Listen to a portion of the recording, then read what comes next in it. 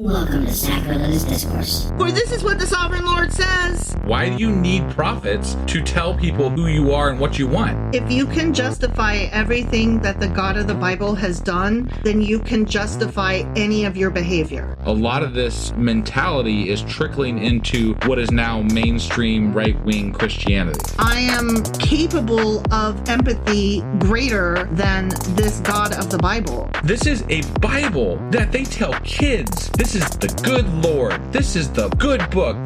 He is fantasizing about murder, mass murder. Head over to sacrilegiousdiscourse.com right now to find out how to leave us a review or support us on Patreon.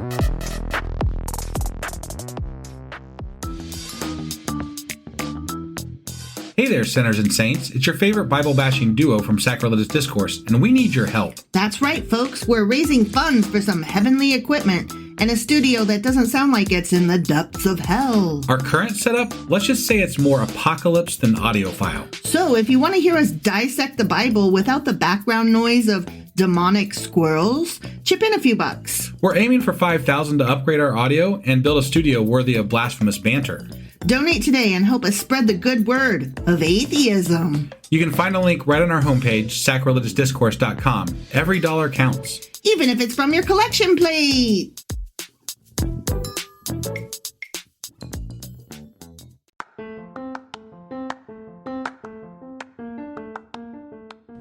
Welcome to Sacrilegious Discourse. I'm husband. And I'm wife. Together, we're reading the Bible for the very first time. We grew up without religion and wanted to know what all the fuss was about. Well, what have we learned so far? That God is a dick, and apparently some people believe in talking donkeys. We're not trying to pass ourselves off as experts. Nope, we're just reading the Bible for the first time and giving our first take reaction. If you'd like to join us in this venture, you might consider starting at episode 1. Otherwise, jump in wherever you like. All right, let's go read the Bible. Yeah, let's get to it. Husband! Wife! Do you remember what happened on Friday and where the hell we are today? I believe we just got done reading Jeremiah chapter 25. We did. Which means that today we're getting into Isaiah chapter 26. Not Isaiah. Shit. Hold on. So we're doing Jeremiah. Yeah. Sorry, I don't know how I got back to Isaiah again. That was crap. But I even said it wrong, so now I have to go back in Jeremiah chapter 25. Yeah.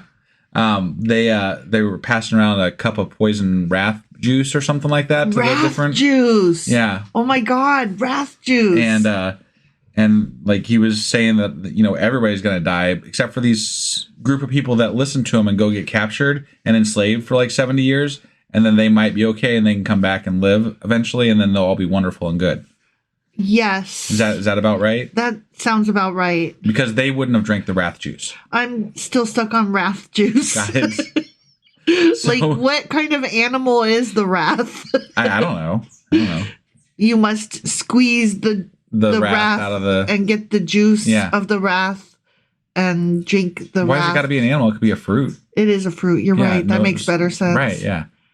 Wrath fruit, What if you steeped it and made it into tea? Wrath tea? There you go. You could have some wrath tea. Yeah. Okay. That's how I probably would prefer it, with a bit of honey. Right, and maybe... I like creamer in my tea, actually. So that's like gross. milk, that's good stuff. I do not want cream in my wrath tea. Oh, man. It's really good. No. Anyway, that was Jeremiah chapter 25. It sure as fuck was. Which means that today we're getting into... Not Isaiah, Jeremiah chapter 26. All right, let's do this. Okie dokie.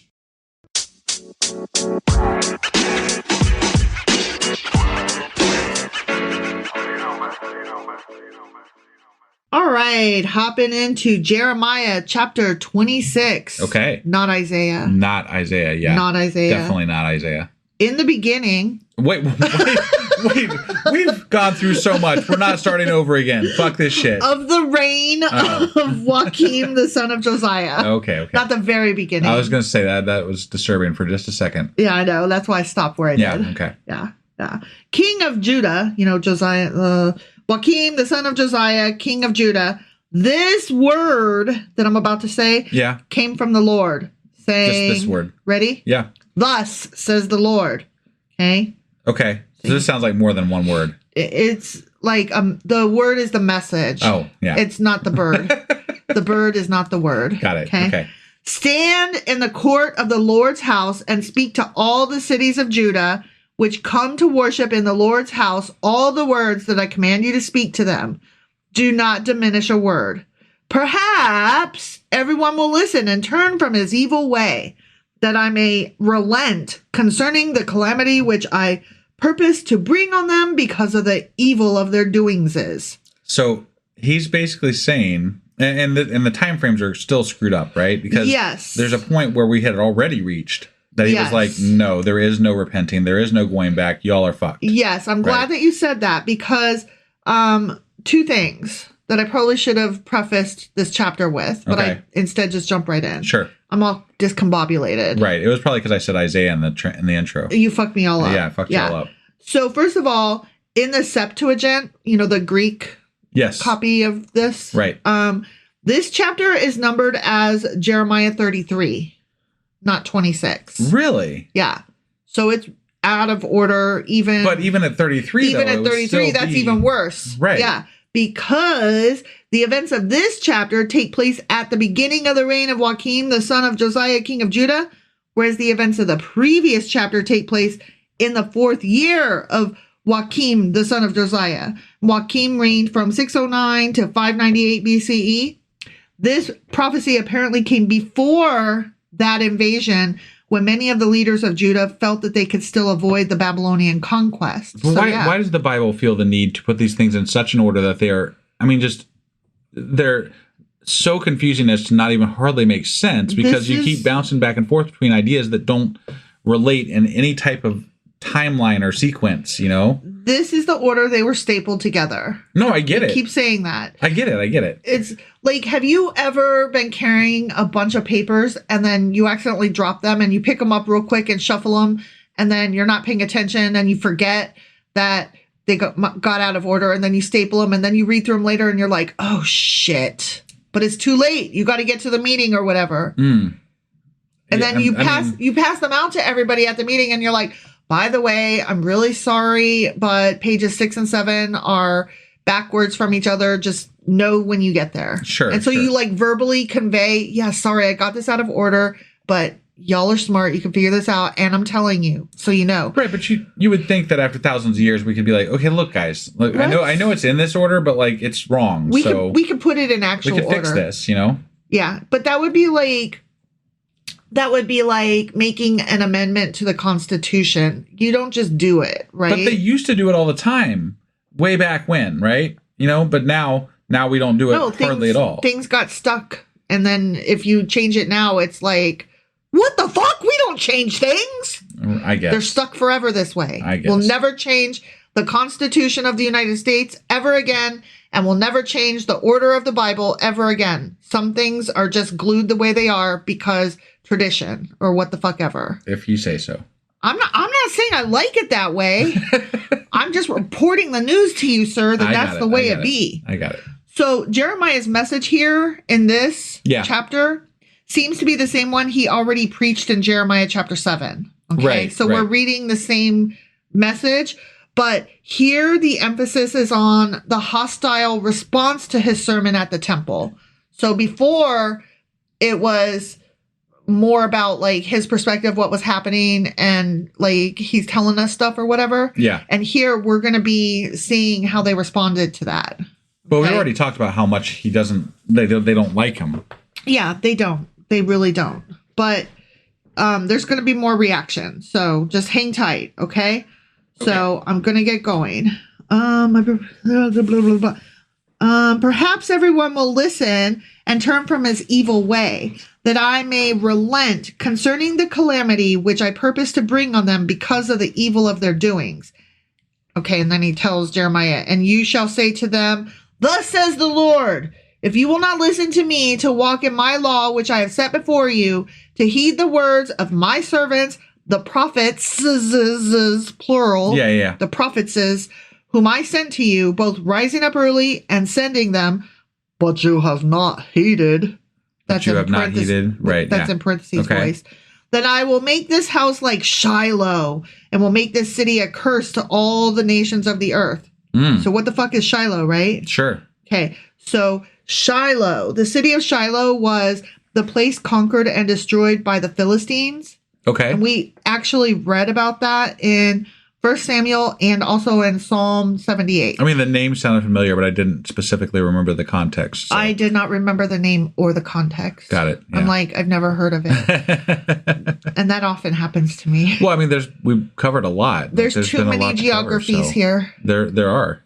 The Philistines killed the priests and captured the Ark of the Covenant, and Israel felt as if God's glory had departed. Oh, that's what happened in Shiloh. All right. I got you. Okay? Yep. And Shiloh was destroyed about 1050 BC by the Philistine incursion into the land, blah, blah, blah. And there is actually archaeological evidence to support this, apparently. Sure.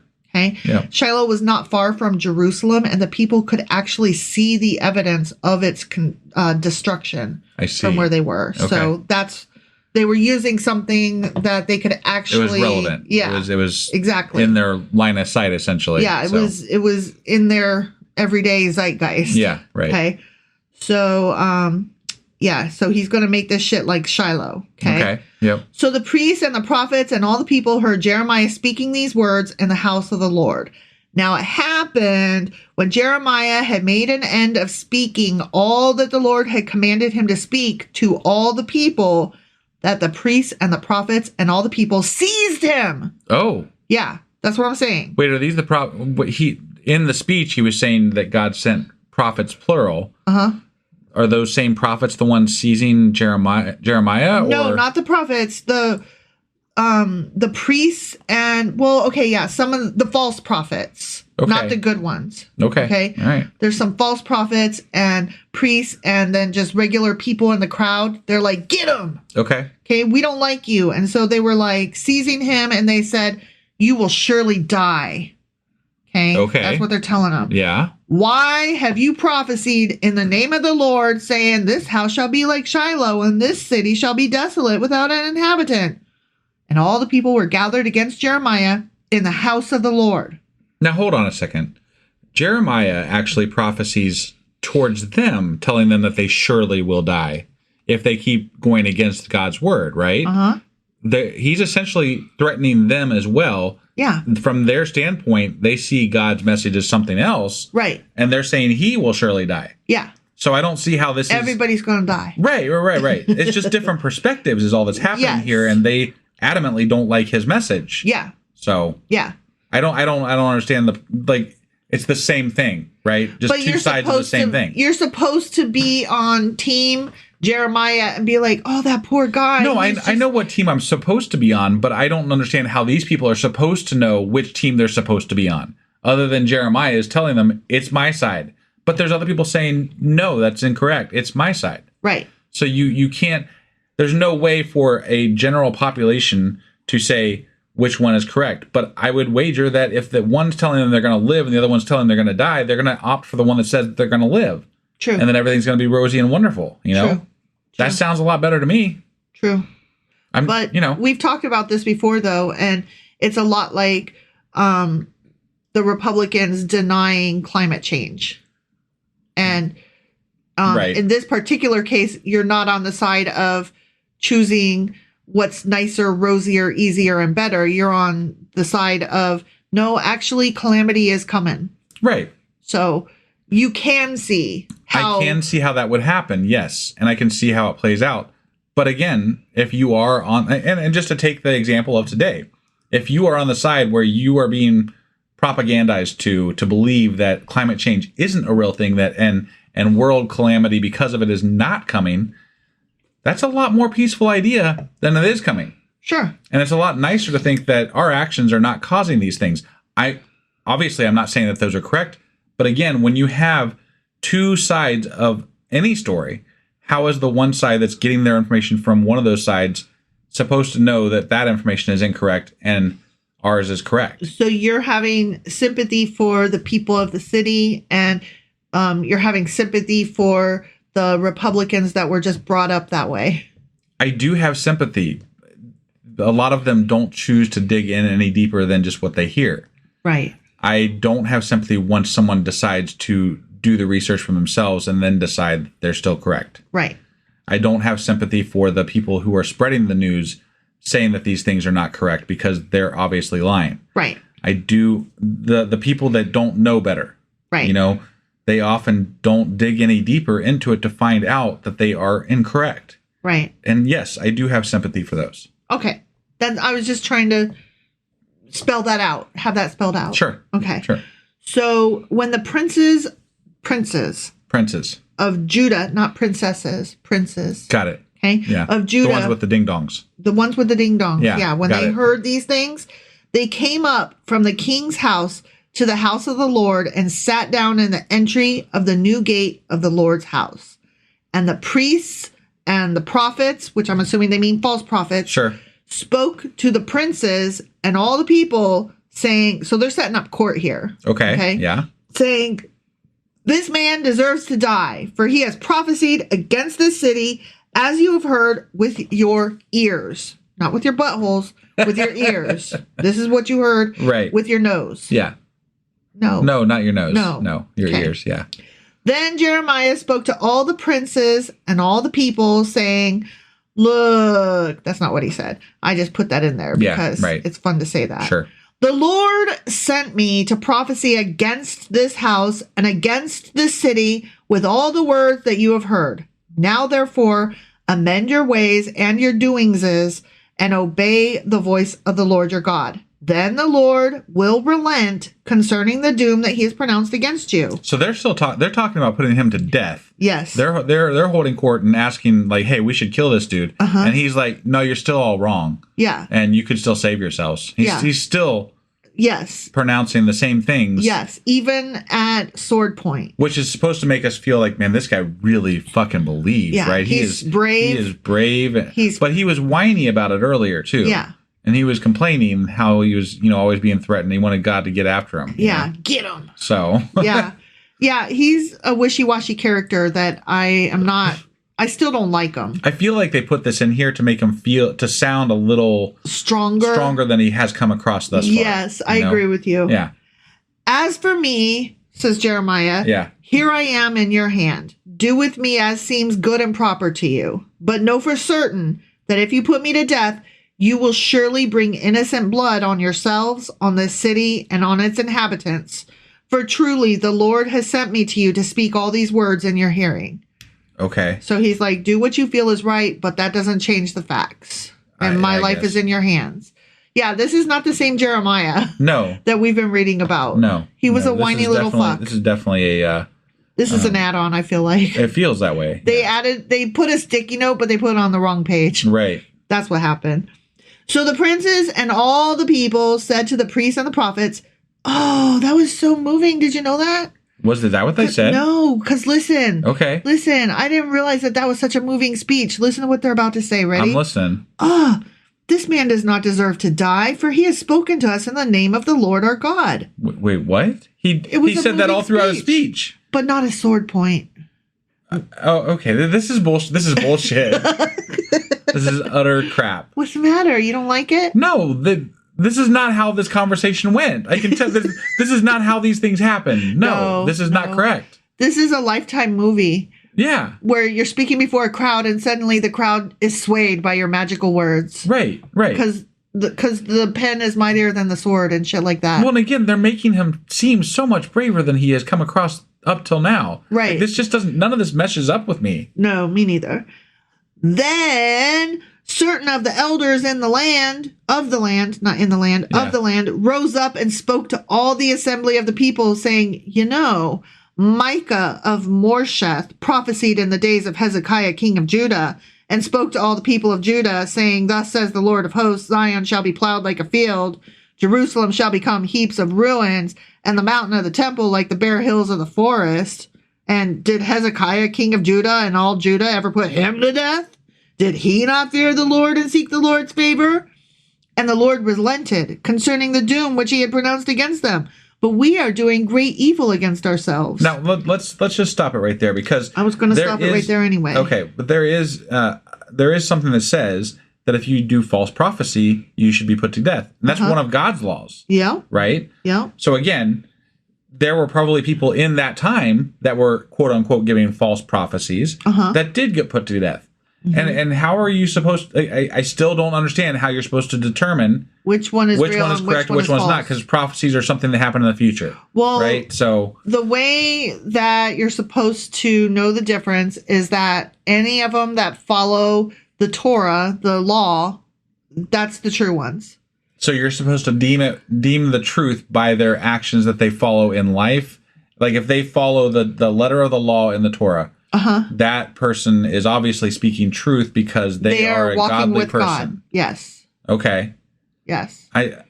To an extent, I can sort of understand that message, but there's a lot of people that would. I still don't see how you can judge it, because even if someone's not, they can claim that they are. Right. So like there's not you don't have somebody spying on these people full time to understand that this person is following in the way this person is not, etc. So there is still no real legitimate way to understand who is true and who is not. And that's even after we account for the fact that God isn't real and we're just basing this off of some bullshit to begin with. Well, so another way, though, is that God has definitely spoken out against false idols, right? And against pagan actions and Christmas trees, right? But you're talking to a bunch of people who don't have the ability to read, and they're basing their opinions on what somebody else that can read is telling them. So to say that, yes, God has said that, that's great. But where has God said that to them, other than through these prophets, other than through these people who are talking to them about this shit? How do they know these things? Right. Like if they're going to church every Sunday and their priest is like, no, don't believe those prophets. That's a bunch of bullshit. It doesn't say that in there. Right. Like, yeah, that's true. There's still no way for them to know. Right. Especially in a very illiterate world, which is what, BCE would be very not literate. There's a lot of people that are not going to be able to read. That's a very high status place to be in life, is someone who can read and understand. Right. So I call bullshit. I also am calling bullshit. Was that the end? No, that was not the end. Okay. I'm telling you a thing, but I was waiting for you to calm down. Sorry. I apologize. Because you were for being so adamant about that. Yeah, you were kind of worked up. I was a little bit. So the prophecy of Micah is one that we're going to read about. There's a whole book called Micah. Okay. Yeah. And that's coming up. Got it. But so they cross-referenced another. They cross-referenced, which is funny because we just talked about that. You literally just mentioned that. Yeah. So this whole conversation and Micah's deal that they're talking about. Yeah. We're going to read about that. Interesting. Right. Okay. All right. I appreciate that. Yeah, me too. Let's see. Prophesied against the city. Okay. Blah blah blah. And I'm trying to find my place. Sorry. Oh, here we go. So we're doing great evil against ourselves. Yeah. Okay. Now there was also a man who prophesied in the name of the Lord, Uriah, the son of Shemaiah of Kirjath Jearim, who prophesied against this city and against this land according to all the words of Jeremiah. So there's another prophet we're going to talk about. Okay. Yeah. And when Joachim the king and all his mighty men and all the princes heard his words, the king sought to put him to death. But when Uriah heard it, he was afraid and fled and went to Egypt. So this other prophet, he was like, oh, they are coming to get me. I'm leaving. Bye. Okay. So this other prophet that they're using as an example, that guy he was also saying some similar shit, and we chased him out of town. He went to Egypt. Yeah. But Joachim the king sent men to Egypt, and Elnathan, the son of Akbor, and other men who went with him to Egypt, they brought Uriah from Egypt and brought him to Joachim the king, who killed him with the sword and cast his dead body into the graves of the common people. Oh, damn. So he got killed. And also, I read in notes that it was part of the treaty that they had with Egypt, that there were extradition laws. Oh, okay. So that's how they were able to bring him back out of Egypt. Gotcha. And so they brought him home and were like, you're not going to talk this shit. Right. And they killed him. Wow. So these messages were not very popular. They were not. And Jeremiah knows this. And so he's saying it anyway. And so again, we're supposed to find him very brave. I think to some extent that could maybe be said to be true. But he also, in other chapters, they kind of referred to him as being sequestered away from other people and sending messages via messengers and and talking to the Lord as though he's scared. So it doesn't mesh up exactly the way this chapter portrays it. I think that's another thing, though, is that he started out delivering messages and, not like you said, sequestered from the people. But now the Lord is like, okay, now's the next step. You need to actually go talk to the people. Except that this was prior to, we're going backward in time, though. No, it's true. So it's true. The timelines don't mash up with the way. I don't know what order all of it happened. Sure. So I'm trying to place this in the order that all of this happened. Sure. He might have been whiny and been saying, but I don't want to go talk to the people. Right. And then, then he does go and he's like, okay, I'm going to talk to the people. Sure. He's like, fuck me. My life is in your hands and whatever. I guess. Yeah. So I don't know. Okay. Anyway, this Uriah whatever guy, that was like 100 years ago before this.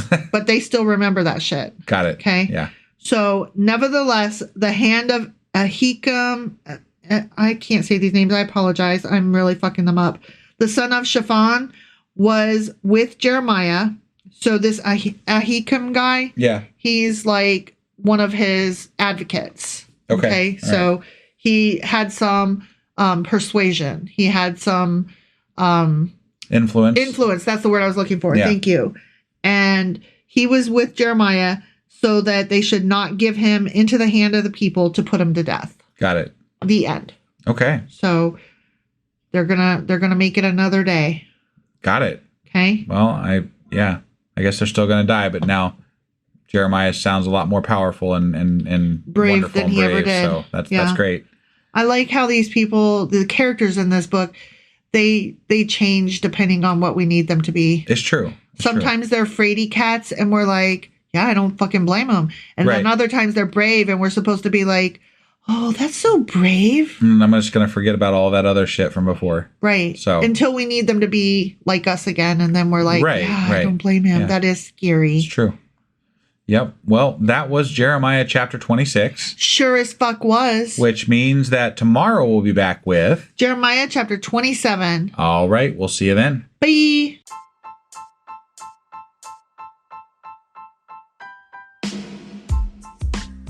Hey, wife. I guess that's the end? But husband, that's just sad. It doesn't have to be. We are on lots of social media platforms like Twitter.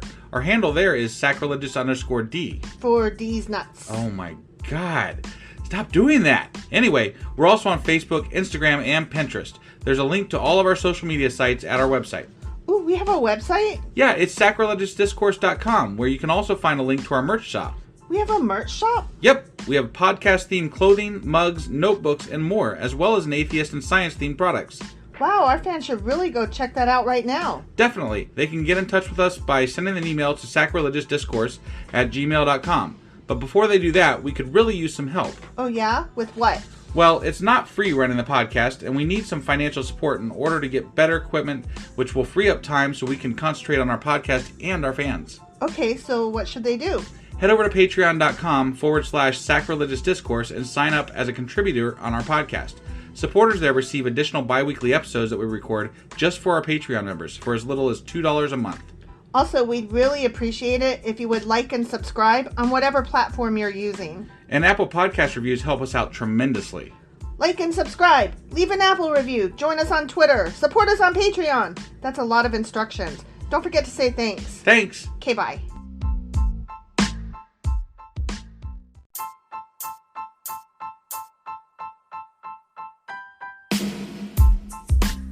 Hey, wife. I guess that's the end? But husband, that's just sad. It doesn't have to be. We are on lots of social media platforms like Twitter. Our handle there is sacrilegious_D. For D's nuts. Oh my God.